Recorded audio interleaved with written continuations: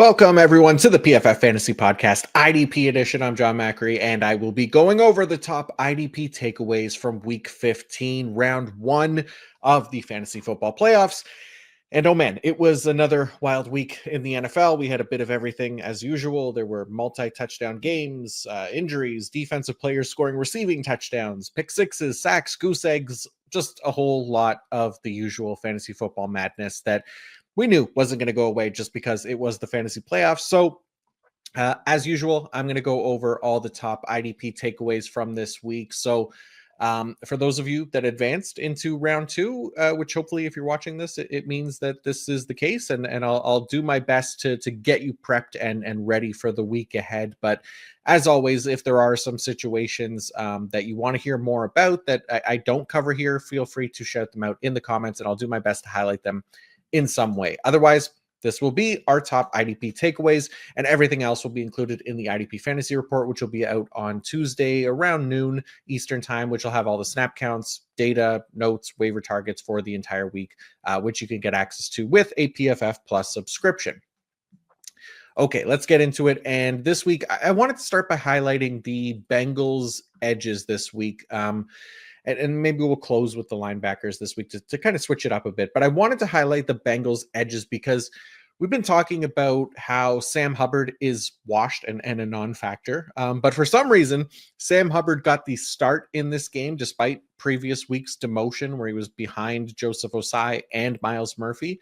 But again, gets the start here and then even scores a receiving touchdown because why the F not? It was just a wild week for Sam Hubbard. Now, he did get hurt at some point, like shortly after that, and did not return to the game. So that did result in Joseph Ossai and Myles Murphy, as well as Cedric Johnson getting some snaps in there.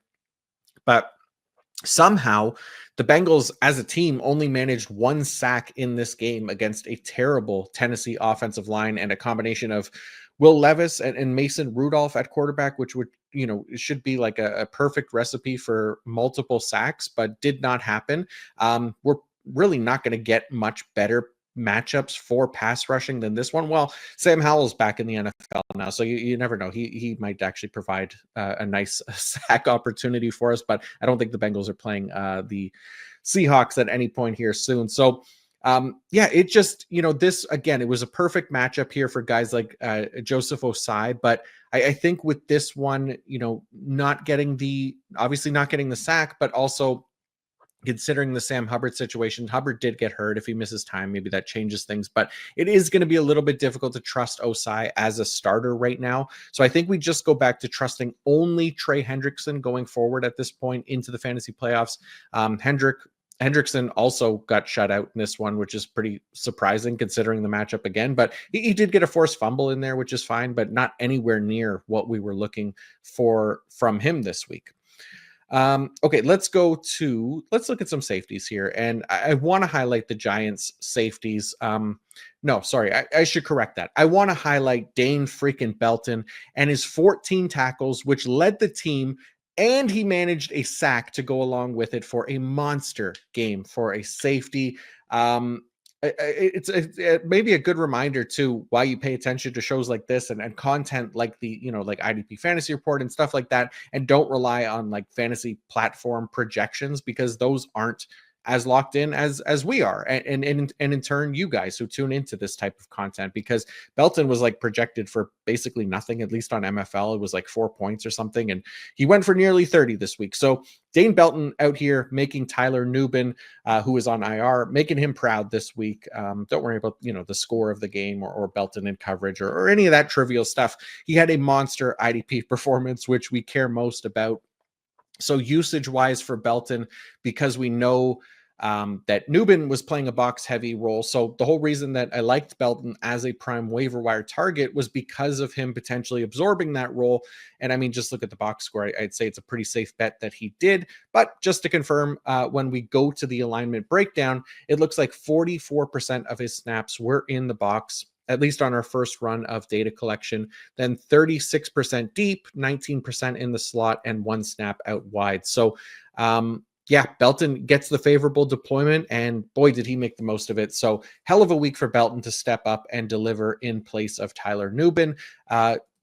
again, the deployment, everything like that, he could be somebody that is continuing to be in our starting lineups. We'll look at the matchup on the preview show and stuff like that next week, but really obviously liked what Dane Belton did this week in his first time stepping into the Tyler Nubin role.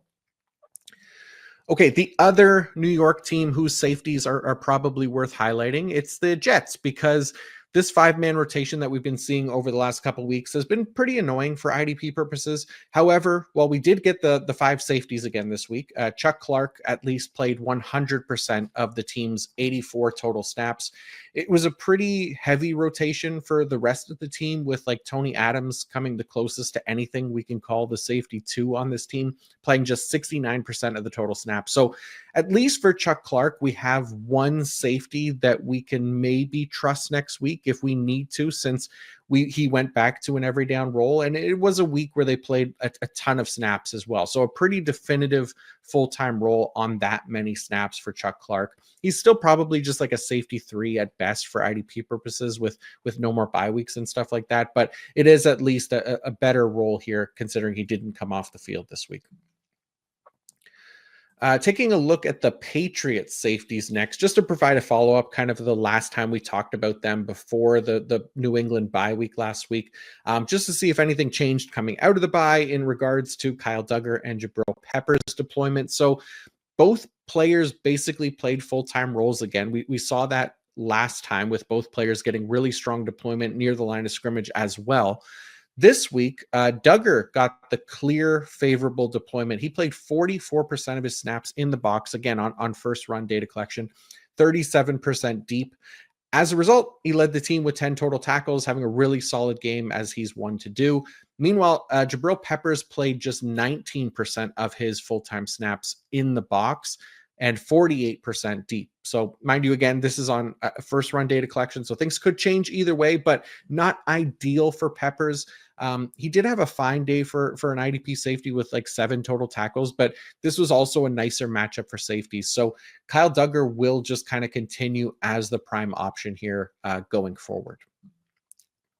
Okay, here's another interesting change. Even though it's week 15, we're still getting plenty of changes and updates for our IDPs. And this one takes us to Pittsburgh, where Deshaun Elliott was out for this game, and Damontae Kazee replaced him. But that wasn't the interesting thing from this game. The interesting thing was that Minkah Fitzpatrick shifted into more of a box-heavy deployment, which we didn't see at all this season. He had been playing almost exclusively deep and really not doing much with that role. And it's not like, he went crazy production or anything like that. He finished with 8 total tackles in this game, but 8 tackles is a mark that he hasn't hit since week 5 of this season. So clearly made enough of a difference for him that we should keep him in mind if Deshaun Elliott is going to miss more time. So just to get an idea of how much his usage changed this week, coming into the week, Minkah was averaging just 13% of his defensive snaps in the box. This week, he played 46% of his snaps in the box and just 26% deep. He was averaging 79% of his snaps deep coming into this game. So just a massive difference that we can be mindful of for next week, right? Again, if Deshaun Elliott is going to be out again. Damontae Kazee played 80% deep for what it's worth. All right, now we'll talk about the linebackers here, and we'll go to Buffalo first because, again, we have an injury to Matt Milano, who left this game with a groin injury late in the third quarter and did not return. This poor handsome bastard just can't stay healthy, and we'll see if he misses any time or not.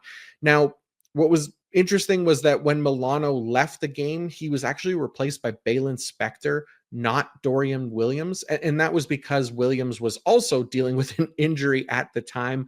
Now, Williams was able to get back in there and played the final drive for 100% of the snaps next to Bernard on that last drive. So that was really encouraging to see, because it did seem like we were about to make Spector a waiver wire target. But instead, we're going to treat Dorian Williams as a speculative add right now, just in case Milano is going to miss more time. Again, across an entire game, the Bills have shown us that they're not necessarily trusting Williams in a full-time role the way that they seemed willing to do with Milano this week before he got hurt. Matt Milano was playing every snap this week prior to the injury. So that was starting to look encouraging for him. But then, of course, he got hurt because when obviously his first game back, I guess it was last week, right? Or 2 weeks ago, he was only playing like a 75% snap share coming off on obvious passing downs. But this week he was back to a full-time role, then obviously the injury. So I would suspect that Williams goes back to his role where he's coming off the field on those obvious passing downs again. It's also worth noting that Taylor Rapp was out for this game, so they didn't have their full complement of safeties in this one either to maybe run a little bit more dime if they wanted to. But keep an eye on the injury this week, and if Milano is out, we'll rely on Dorian Williams in those deeper leagues. Okay, looking at the Carolina Panthers quickly, because right now, well, Trevin Wallace was out for this game, which meant that Clouden Sherrillis was in. And this was just basically a similar deployment as with Wallace in the lineup, where Josie Jewell played his usual full-time role and Sherrillis took over the Wallace LB2 sub-package role, which took him off the field on obvious passing downs, resulting in a 72% snap share. So it's unclear whether or not Wallace will miss more time, but if he does, then Sherrillis at least becomes an option again for deeper leagues only. Next up, the Dallas Cowboys linebackers, because as we know, DeMarvion Overshown, his season is over. We talked about his potential replacement, Maris Liufau, on the preview show, and he was the other starter next to Eric Kendricks. The only concern with Liufau was that we'd probably not see him in an every down role like with what Overshown was playing this season. And while that turned out to be true here for the rookie in his first game as a starter, it actually wasn't too bad because Liufau ended up playing 87% of snaps, and he had a fine game, all things considered. 5 tackles, 1 for a loss, a forced fumble in there. Maybe not quite what Overshown would give us, but not terrible either. So good to see, the greater than 3/4 of snap share there as well. That's at least encouraging for kind of relying on him going forward in those deeper leagues.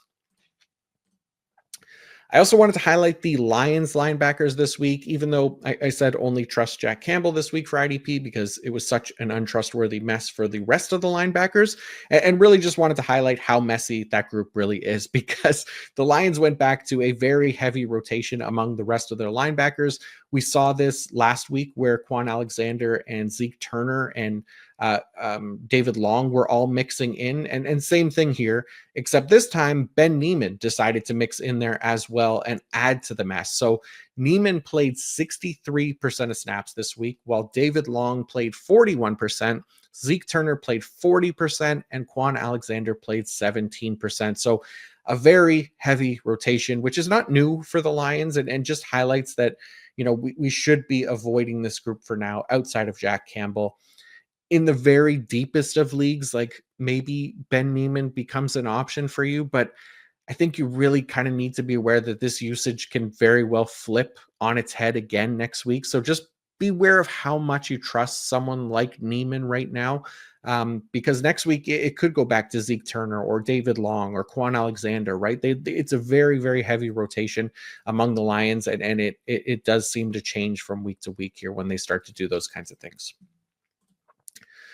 Okay, I think it's probably worth highlighting the Chargers linebackers again real quick, even though it wasn't a massive difference from last week, but these guys were all pretty productive this week. Dan Henley played his usual full-time role, finished with 9 tackles. Troy Dye had a super productive game with 9 tackles and a sack, but he only played 56% of snaps. It was 48% last week. So still just far from ideal or trustworthy where we can, easily end up with like a goose egg on any given week with that kind of usage. And it makes this week's production very hard to chase. Meanwhile, Junior Colson played just 29% of snaps. So that was up from 19% last week in his return. He managed 6 tackles, which is fine for that low of a snap share. But really, all this to say, just be very careful in chasing this production. And for the most part, we should still be mostly avoiding the non-Henley linebackers of the Chargers outside of the deepest leagues here. All right, Tennessee continues to keep things very interesting with their linebackers because Jerome Baker was inactive this week, despite practicing all week. So I guess Brian Callahan's comments about Gifford and Reese giving his team the best chance to win proved to be pretty damning for Baker. Meanwhile, Otis Reese was also out for this game, but that didn't really matter because Luke Gifford was going to be playing as a starter anyways with Kenneth Murray back this week. So it was Kenneth Murray and Luke Gifford as the starters. Gifford was doing a really nice tackling job as he did last week, even got an interception in this one. However, Gifford got banged up late in the second quarter. He was ruled out the rest of the way. He was replaced by James Williams, their 7th round rookie, and not Cedric Gray, their 4th round rookie. So definitely concerning for how the team values Gray at this point, considering he's like 6th on the depth chart right now. So James Williams ends up playing 62% of snaps for the game, but really played 100% of snaps the rest of the way once Gifford was knocked out of this game. So what does that mean for next week? Well, Jerome Baker might be back in play now, considering the lack of options. Not for sure, but we'll keep an eye on inactives next week because he's at least one of the healthy Tennessee linebackers right now. He was just a healthy scratch is all. So if Baker is active next week, he at least has a chance to start, but I'd have a hard time trusting him in IDP lineups. If Gifford is back next week, then we could at least go back to trusting him. If Gifford and Baker are out again next week, then we should move to Otis Reese. He didn't play this week, but he was the next man up on the depth chart or in this pecking order from what we've seen already. If Reese is also out with Baker and with Gifford, then we can put some stock into James Williams as a starter for us in deep leagues. So, just a simple kind of trickle down effect that will probably require a checklist at this point to make sure we get it right next week. But I'll cover it again on the preview show just in case here. And hopefully we'll have more updated information as far as injuries go and things like that. Okay, one of the more interesting linebacker situations that I wanted to track this week was for the the Houston Texans. I'm thinking Tennessee Titans, but because I saw Azeez Al-Shaair's name, but he no longer plays for the Tennessee Titans. So the Houston Texans, because Azeez Al-Shaair is obviously suspended for 3 games, taking him out for the remainder of the fantasy football season. And Christian Harris was activated off injured reserve coming out of the team's bye week, which was something that we've talked about being a possibility for a while now. Now, Harris's return was naturally going to shake up things for a bit for the linebacker core. I had talked about it in the preview show, how if Harris was active, then I'd be avoiding both Harris and Neville Hewitt. And then if Harris was inactive, then we could roll with Neville Hewitt as a potential starter. Of course, Harris was active, and the concern for Hewitt's workload turned out to be warranted, as he only played 3% of the snaps, while Harris came in and immediately took over that LB2 role. Harris not only returned and played ahead of Hewitt, but he did it with almost no limitations, playing a really strong 82% snap share. So Harris is now the other linebacker that we should be targeting in Houston next to Hanky Two Toes, who played 100% of snaps, by the way. And I'd expect that snap share to potentially even rise, likely to 100% for Harris, maybe as soon as week 16, kind of solidifying this linebacker duo for the Texans the rest of the way with Harris and To'o. So Neville Hewitt can be safely dropped, and Christian Harris becomes the target here as we get confirmation of him moving right back into a starting role.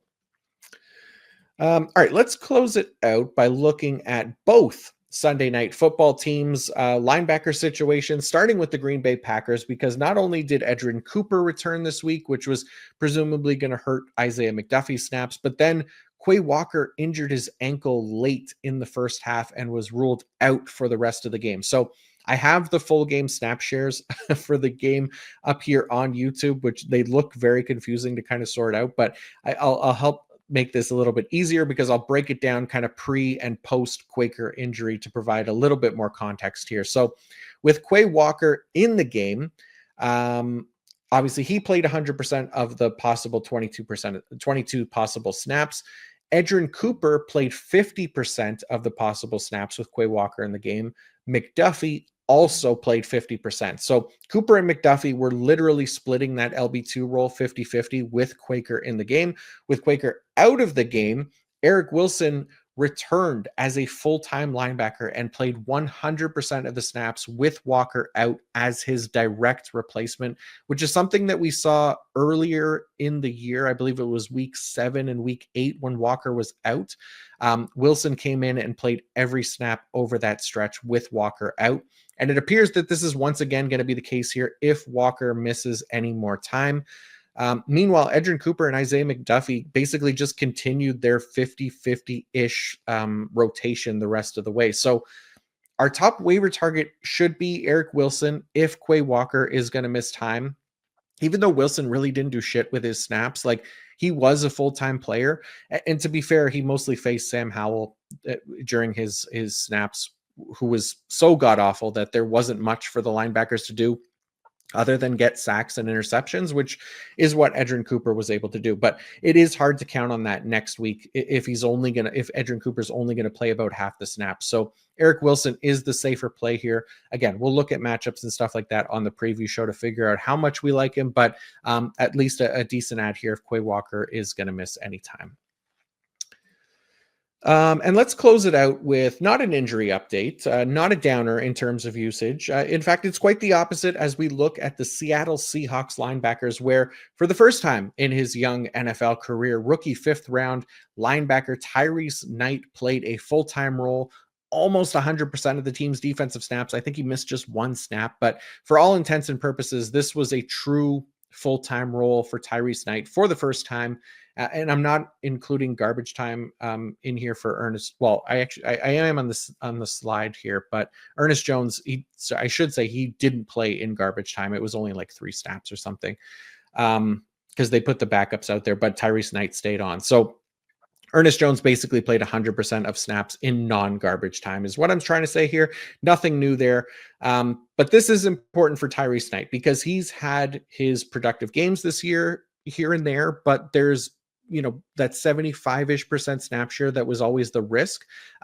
He's been more of an option for kind of deeper leagues than anything else. But this week, getting that full-time snap share that we previously saw from other linebackers in Seattle, like Jerome Baker and Tyrell Dodson, it appears that Mike McDonald and company might finally trust the rookie to stay out there in a full-time role. And that makes him pretty trustworthy for us in a wider range of IDP leagues. Like he didn't have the most productive game this week in his first, 100% snap game essentially, but the snap share will help get those numbers to a better point where we'd like it to be. And if we do need him as a starter, then, we could feel a little bit better about Tyrese Knight in our starting lineups.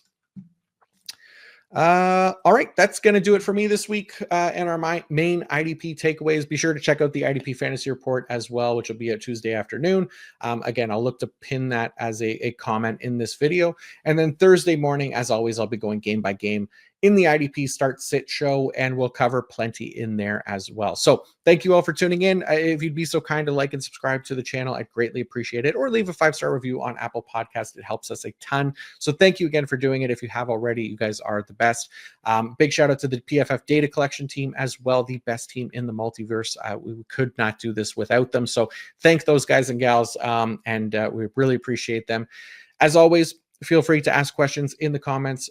Really hope that you guys get those wins this week, or got those wins. And if it hasn't been decided yet, good luck on the 2 Monday Night Football games tonight. I guess it will be. And until next time, peace out.